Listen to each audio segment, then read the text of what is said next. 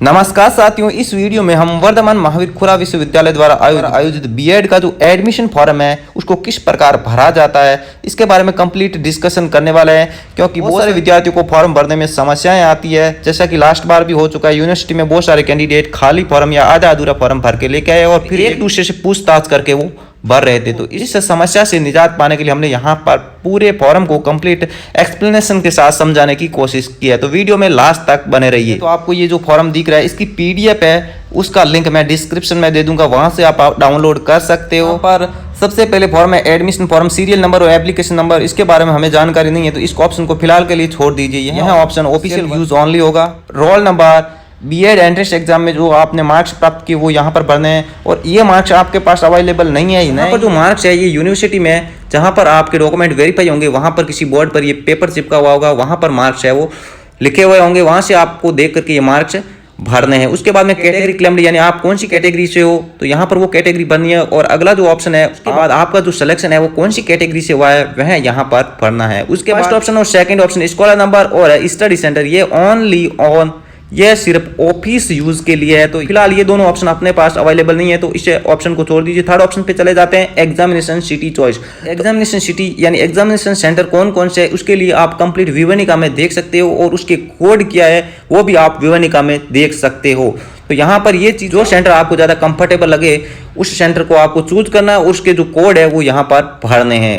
उसके बाद बात करते हैं रीजनल सेंटर। तो रीजनल सेंटर जैसे अजमेर, बीकानेर, जयपुर, जोधपुर, कोटा, उदयपुर और भरतपुर है। यहाँ पर आपको प्रीफरेंस वाइज यानी 1, 2, 3 जो भी है आपको, जैसे कि जोधपुर 1 नंबर पे लेना चाहते हैं तो 1 नंबर जोधपुर के जो बैक साइड में जो बॉक्स है उसमें आपको 1 नंबर दर्ज करना। इस प्रकार आप प्रीफरेंस भर सकते हो चॉइस के अकॉर्डिंग। तो यहाँ पर जो रीजनल सेंटर मिलेगा ये आपके मार्क्स के अकॉर्डिंग ही मिलेगा। यदि आपके मार्क्स अच्छे है तो आपको फर्स्ट चॉइस मिल सकती है, अदरवाइज सेकंड, थर्ड, सेकंड और फोर्थ नंबर के अकॉर्डिंग आपको चॉइस मिल सकती है। उसके बाद आपको यहाँ पर डेट ऑफ बर्थ भर देनी है। उसके बाद में एसएलएम या बुक रिक्वायर्ड है, यदि आपको बुक चाहिए हार्ड कॉपी में तो आप यस करना, और यदि आपको नहीं चाहिए तो आपको इसमें नो ऑप्शन पर क्लिक कर देना। सिक्स्थ वाला जो ऑप्शन है फ्री डिटेल, इसको आपको स्किप कर देना, ये आपके लिए नहीं है। उसके बाद नीचे चलते हैं, यहाँ पर कंप्लीट पर्सनल डिटेल है, एप्लीकेंट का नाम है, फादर्स नेम है, मदर्स नेम है और एड्रेस। इन सभी को आपको अच्छी तरीके से भर देना है और सारे कैपिटल लेटर में भरना है। और फर्स्ट नेम, सेकंड नेम और थर्ड नेम, इनके बीच में एक एक बॉक्स को आपको छोड़ना है। सेम स्थिति एड्रेस में लागू होती है, same mother name, father name और सब में लागू होती है। जो 10 नंबर का जो ऑप्शन है एड्रेस फॉर करस्पोंडेंस, यानी यहाँ पर पत्राचार पता, यहाँ पर वर्तमान पता लिखना है, आपको वर्तमान कहाँ पर रह रहे हो, यानी आप जिस स्कूल में आपकी पोस्टिंग है, यदि होम डिस्ट्रिक्ट में है तो वहीं एड्रेस लिखे, और यदि अन्य डिस्ट्रिक्ट में है तो वो यहाँ पर कंप्लीट डिटेल भरनी है, वहीं तहसील भरनी है, डिस्ट्रिक्ट भी वहीं भरा जाएगा, और स्टेट पिन कोड और मोबाइल नंबर आपको यह भरना है। विशेष रूप से अपने पर्सनल मोबाइल नंबर भरे या फिर ज्यादा रजिस्टर्ड जिस मोबाइल नंबर को आप यूज करना चाहते हो एनी टाइम ऑन रहता है, क्योंकि इस मोबाइल नंबर के माध्यम से एग्जाम है, प्रैक्टिकल है, शिविर वगैरह सब की सूचना इसी मोबाइल के नंबर पर मैसेज के माध्यम से आपको प्राप्त होगी। 16 नंबर पॉइंट पे चलते हैं, मीडियम ऑफ एग्जाम। यहाँ पर हिंदी और इंग्लिश, यदि इंग्लिश लेना चाहते हो तो 1 और हिंदी लेना चाहते हो तो 2, इस प्रकार प्रेफरेंस दे सकते हो। जेंडर में भी यही स्थिति लागू होती है। कैटेगरी में भी आपकी जो कैटेगरी है उसके कोड यहाँ पर बॉक्स में डालने हैं। डोमिसाइल आप अर्बन यानी शहरी क्षेत्र से हो तो 1 करे और रूरल क्षेत्र से हो तो 2। इसके बाद 20 नंबर जो नेशनलिटी है, नेशनलिटी को भर देना। उसके बाद में 21 नंबर जो डिजिबिलिटी से संबंधित है तो संबंधित व्यक्ति है वो डिजिबिलिटी का जो ऑप्शन है वो सूटेबल ऑप्शन है वो इस बॉक्स में भरे। ऑप्शन रिलीजन है तो रिलीजन में सब कैंडिडेट हिंदू मुस्लिम जो भी है उसके अकॉर्डिंग फर्स्ट सेकंड जो भी ऑप्शन है वो आप इस बॉक्स में भरना है। और उसके बाद स्पेशल कैटेगरी, अगर आप स्पेशल कैटेगरी से हो तो उसके अकॉर्डिंग 1, 2, 3, 4 भरे, और यदि आप पर लागू नहीं होता है तो 5 भरे। अगला जो ऑप्शन है 24 number marital status. Marital status में मेरिट के लिए 1, 2, 3, 4 जो भी है संबंधित व्यक्ति है वो संबंधित ऑप्शन को बॉक्स में भरे। 25 जो ऑप्शन है एम्प्लॉयमेंट स्टेटस, यदि आप गवर्नमेंट टीचर हो तो 1 भरे और प्राइवेट टीचर हो तो 2 भरे उसके अकॉर्डिंग।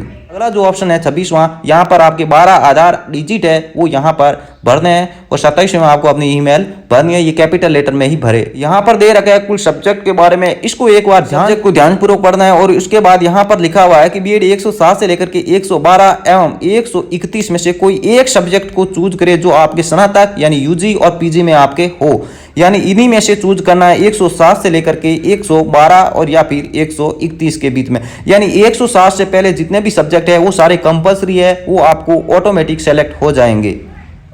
और सेकंड ईयर के लिए भी यही स्थिति लागू होती है। यहाँ पर आप देखोगे तो यहाँ पर 119 से लेकर के 132 में आपको कोई एक सब्जेक्ट चूज करना है जो आपके ग्रेजुएशन में, जो आपके यूजी या पीजी में होना चाहिए। और इससे पहले 119 से पहले वाले जितने भी सब्जेक्ट है ये सारे कंपल्सरी है, ये ऑटोमेटिक सेलेक्ट हो जाएंगे। तो यहाँ पर जो सब्जेक्ट है वो संबंधित कैंडिडेट संबंधित सब्जेक्ट जो उसके यूजी में था या फिर पीजी में था, जैसे किसी कैंडिडेट की ग्रेजुएशन में पॉलिटिकल साइंस था तो वह पेडागोजी ऑफ सिविक्स ले सकता है। यदि किसी की हिस्ट्री था तो वह पेडागोजी ऑफ हिस्ट्री ले सकता है, या फिर यदि किसी के पास इंग्लिश लिटरेचर था तो वह पेडागोजी ऑफ इंग्लिश ले सकता है। इस प्रकार आप संबंधित है वो सब्जेक्ट चूज कर सकते हो अकॉर्डिंग अपने ग्रेजुएशन सब्जेक्ट के। 29 जो ऑप्शन है कॉलम है इसको आप ध्यानपूर्वक पढ़ना है। और यहाँ पर जो क्वालिफिकेशन से संबंधित पूछा गया है, यहाँ पर ग्रेजुएशन आपने प्राइवेट रेगुलर किया वो कर सकते हो, और कौन सा कोर्स किया उसका नाम लिखना, जैसे बीए बीएससी जो भी है, संबंधित यूनिवर्सिटी या बोर्ड का नाम लिखना है, कौन से साल में आपने पास किया वो यहाँ पर भरना है, आपको यहाँ पर कितने मार्क्स प्राप्त हुए वो यहाँ पर दर्ज करने, और उसके बाद टोटल मार्क्स आपको कुल कितने मार्क्स थे, टोटल पूर्णांक थे वो यहाँ पर दर्ज करने,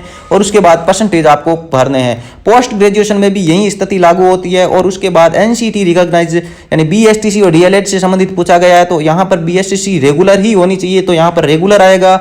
और आप बीएसटीसी या डीएलएड जो भी की है वो यहाँ पर भरना है। उसके बाद में कौन से बोर्ड या यूनिवर्सिटी से किया वो भी भरना है, कौन से साल में पास किए, कितने मार्क्स अर्जित किए, कुल मार्क्स कितने थे और परसेंटेज, ये टोटल आपको यहाँ पर भरना है। उसके बाद जो 30वां ऑप्शन है detail of relevant teaching experience, यानी अनुभव से संबंधित यहाँ पर कुछ पूछा गया है कि आपको कितने साल का अनुभव है, यानी टीचर लेवल 1 यहाँ पर आपको भरना है। उसके बाद में अगर आप प्रोफेशन में हो तो प्रोफेशन, या फिर परमानेंट हो तो परमानेंट। उसके बाद में आपकी नियुक्ति की तिथि, और उसके बाद आपकी पोस्टिंग पैलेस और स्कूल की कंप्लीट डिटेल और एड्रेस यहाँ पर लिखना है। उसके बाद पे बैंड में आप L10 लिख सकते हो, और नेचर ऑफ स्कूल यानी आप गवर्नमेंट स्कूल है या फिर प्राइवेट है, अकॉर्डिंग या गवर्नमेंट वाले गवर्नमेंट भरे और प्राइवेट वाले प्राइवेट भरे।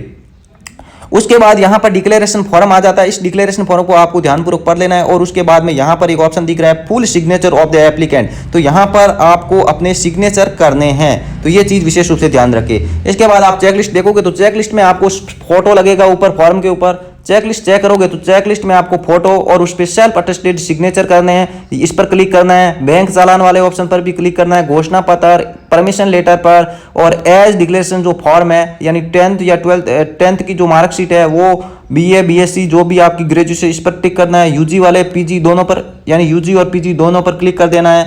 और उसके बाद में जो भी बीएसटीसी वगैरह कर रखे उसका भी सर्टिफिकेट आपने इंक्लूड किया जोड़ा है साथ में, तो उस पर भी क्लिक कर देना है। और टीचिंग एक्सपीरियंस सर्टिफिकेट है इस पर भी क्लिक कर देना है। और साथ में जो कैटेगरी सर्टिफिकेट है यानी उस पर भी आपको क्लिक करना है यदि आप संबंधित कैटेगरी से हो तो। फिजिकल हैंडीकैप्टेड वाले इस पर क्लिक करें, विडो डिवोर्स वाले इस पर क्लिक करें, और एक्स सर्विसमैन वगैरह वाले हैं वो इस पर क्लिक मैन है, कश्मीरी माइग्रेंट है, और विडो सर्टिफिकेट और आर्मी वगैरह वाले हैं वो लास्ट ऑप्शन पर क्लिक करें। तो संबंधित व्यक्ति संबंधित बॉक्स पर क्लिक करे, यानी लगभग सभी ऑप्शन पर क्लिक करना है। यहाँ पर आप देख पा रहे हो कि साइड में जो रीजनल सेंटर दे रखे हैं और रीजनल सेंटर के साइड में जो सिटी दे रखी है ये सारी की सारी एग्जाम सिटी है, यानी रीजनल सेंटर आप संबंधित रीजनल सेंटर ले सकते हो। और इसमें से जो एग्जाम सिटी दिख रही है इसमें से आप कोई भी एक एग्जाम सिटी चूज कर सकते हो जो आपके या तो नजदीक पड़ती है या फिर आप वहाँ उसके आसपास रहते हो। यहाँ पर ये कंप्लीट फॉर्म भर गया है। उसके बाद में यहाँ पर ऑफिस यूज का काम रहेगा, तो ये फॉर्म भरने के बाद आपको वहाँ पर काउंसलिंग के दौरान सबसे ऊपर लगाना है और उसके बाद में जमा करवा देना है। तो यहाँ पर ऊपर ही ऊपर जो एक ऑप्शन था फोटोग्राफ यहाँ पर वहीं लगाना है जो आपने परमिशन लेटर पे चिपका है, यानी उससे रिलेटेड या नवीनतम फोटो चिपका सकते हो। और नीचे आपको सेल्फ अटेस्टेड यानी स्वयं के सिग्नेचर करने हैं।